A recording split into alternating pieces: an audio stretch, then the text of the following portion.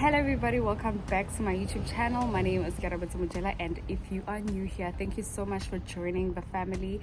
If you've been here before, I want to thank you for coming back each and every week. It really means a lot. Hey, today guys, I don't know if you guys can tell, but I'm in a different place, I am in a different environment. I am currently at home because loud, man. I think I'm gonna do this in the car because it's quite loud. I live by the main road, so let me go do this in the car. Hi again everyone. So I had to shoot in the car because obviously I have to improvise. I stay by the main road and it's loud. You were not even gonna hear what I was gonna say. So I wanted to say that Mara, this lighting Mara, are we gonna be okay for this video? I don't think we're okay. I really don't think we're okay. Are we okay? Okay, you know what? Let me just shoot. Let me A-lock this and shoot.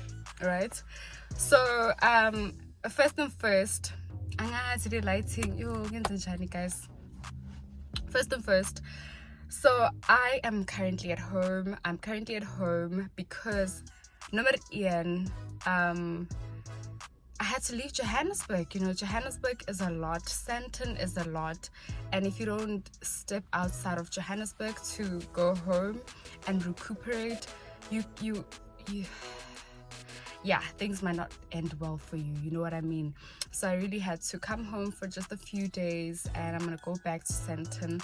So while I was obviously at home and thinking about, damn, I had to really leave because of 1, 2, and 3 and how that had an effect on me and how I was coping. Like I wasn't okay, guys. I had to come back home because I wasn't okay. You know what I mean?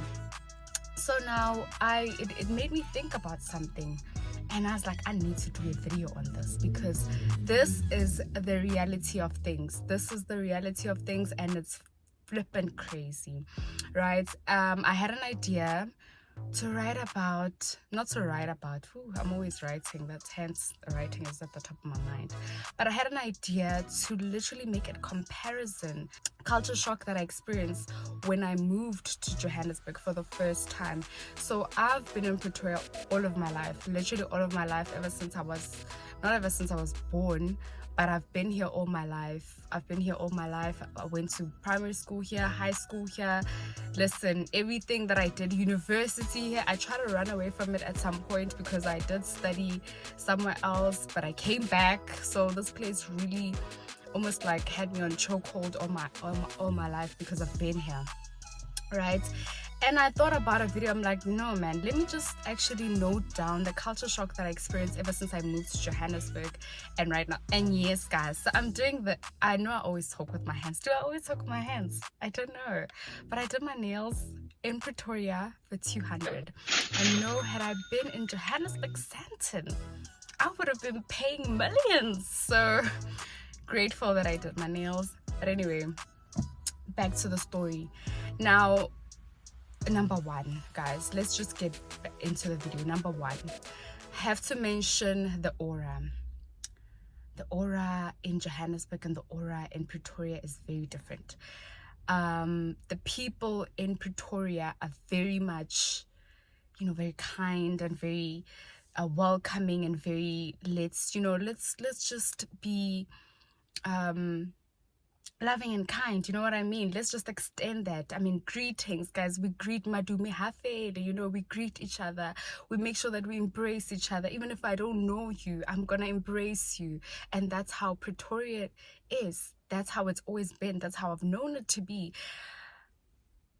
Josie, not Johannesburg. Johannesburg, guys, you can tell that everyone is there for business. Everyone is there for business. Like, if you are in Johannesburg, literally everyone is just minding their business, going about their day, getting to work, coming back from work and minding their own damn business, and they don't even care about anything.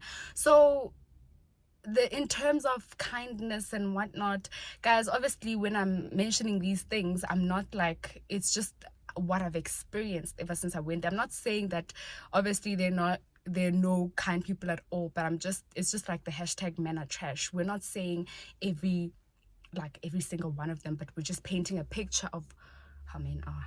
So I'm just saying that to just explain, right? So I noticed that, no, man, in fact, yeah, no, people in Johannesburg are not very kind in terms of like helping you, in terms of doing 1, 2, and 3. They're not.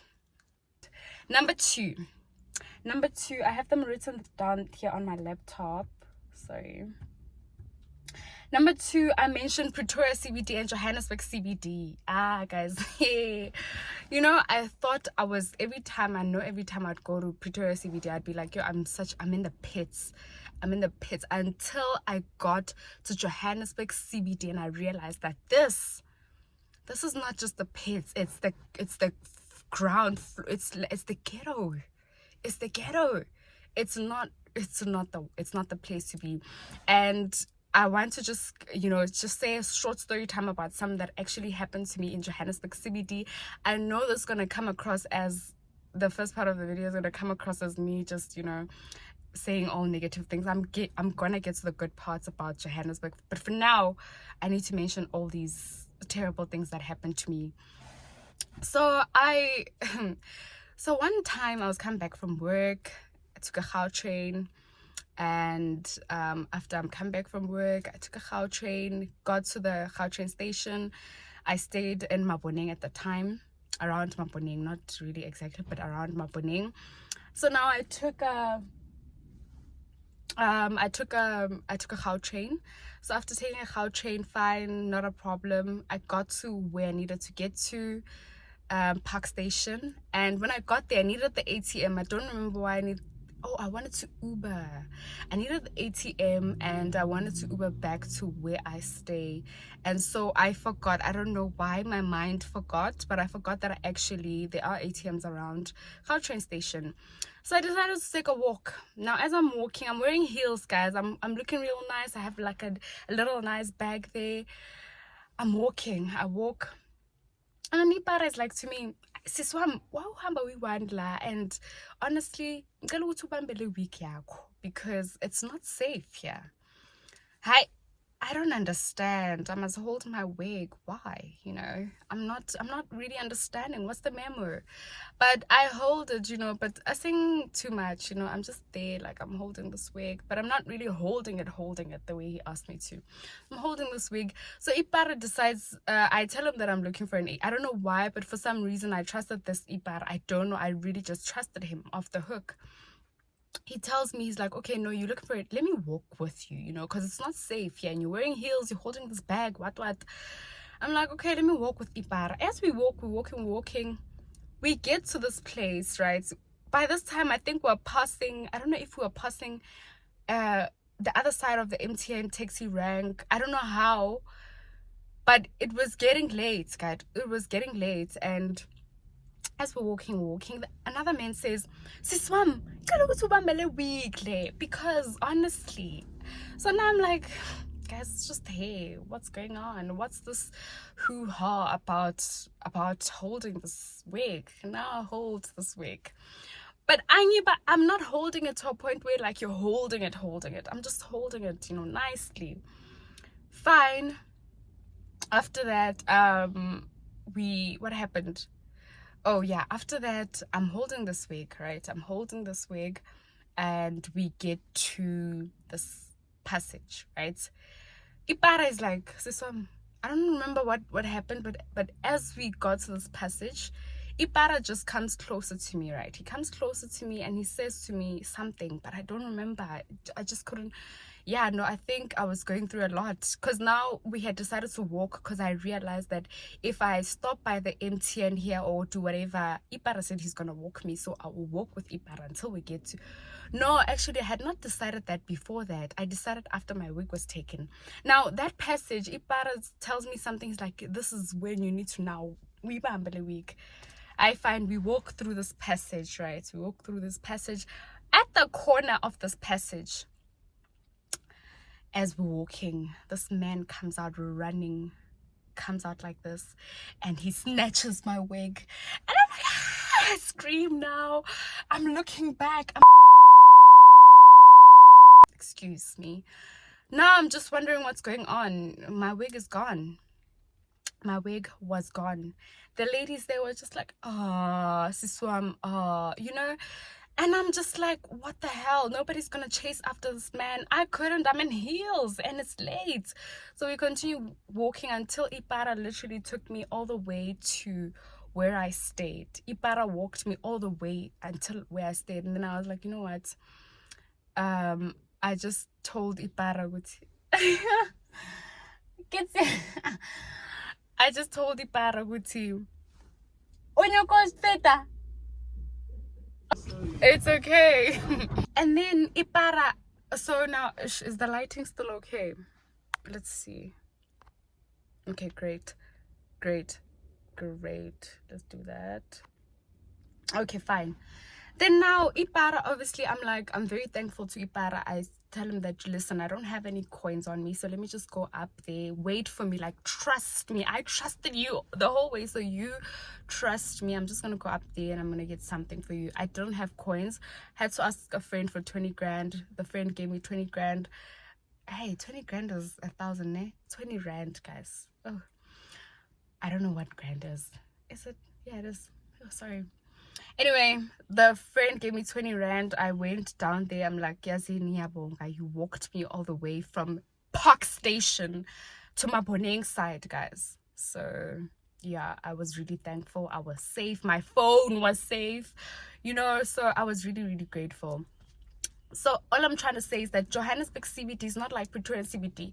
Pretoria CBD, they would have gotten that, they would have literally made sure to catch that man and hit the living hell out of that man and made sure, you know, and they were not just gonna look at everything. With Johannesburg CBD, guys, people, they are literally there to hustle. People don't mind what's going on around them. They're not I can tell you, anything can happen to you and they're not going to do anything about it. They're just going to look at you and say, sorry, you know, sorry, because obviously, yeah, I don't know, but I know Pretoria, guys, I'm not saying it's the safest, but all I'm saying that in terms of like comparing it with Johannesburg CBD, it is definitely safer than Johannesburg CBD. Right? And the people, they will make sure that they get that person. They will hit the living hell out of that person. Right, so let's move on to my next thing, the fashion. Guys, let's not lie. Johannesburg people, it's the good parts now. Moving to the good parts. Johannesburg people really have amazing fashion. I mean, I'm just gonna post clips of what I've seen and what I've liked. Pretorians, last time you guys were rocking it, you guys were doing some color blocking stuff. So I can show, but yeah, man. I mentioned other stuff like nightlife, the language, and universities, but I don't want to make this video too long. So if you really liked this video, just let me know. I will do a part 2. Thank you guys for watching and see you guys on the next video.